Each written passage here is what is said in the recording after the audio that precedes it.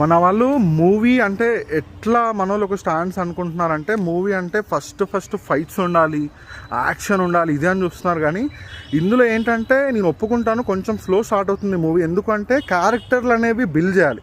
క్యారెక్టర్లు బిల్డ్ చేసిన తర్వాతే మూవీకి హైప్ అనేది వస్తుంది. అంటే ఎప్పుడు అయితే పవన్ కళ్యాణ్ గారిది ఒక ఫైట్ ఉంటుందండి, అంటే పూజారులు ఉంటారు కదా, వాళ్ళని ఇట్లా టార్చర్ చేస్తుంటే విలన్ ఒక డైలాగ్ ఉంటుందండి, ఇచ్చి పాడేసే గోత్రం ఇరగదీసే నక్షత్రం అని చెప్పి. అక్కడ నుండి మూవీ నెక్స్ట్ లెవెల్ అండి. మీరు అసలు బిలీవ్ చేయరు, ఒక్కొక్క ఫైట్ సీన్ కానీ లేదంటే ఒక్కొక్క డైలాగ్ కానీ నెక్స్ట్ లెవెల్ ఉంటుంది. సో నా రిక్వెస్ట్ ఏంటి అంటే మూవీని మూవీలాగా చూడండి. లైక్ ఏదైనా ఫీడ్బ్యాక్ కానీ రివ్యూ కానీ ఇచ్చేటప్పుడు ఫస్ట్ మూవీ చూసి ఇవ్వండి. నెగిటివిటీ స్ప్రెడ్ చేయడం వల్ల మీకేం రాదు.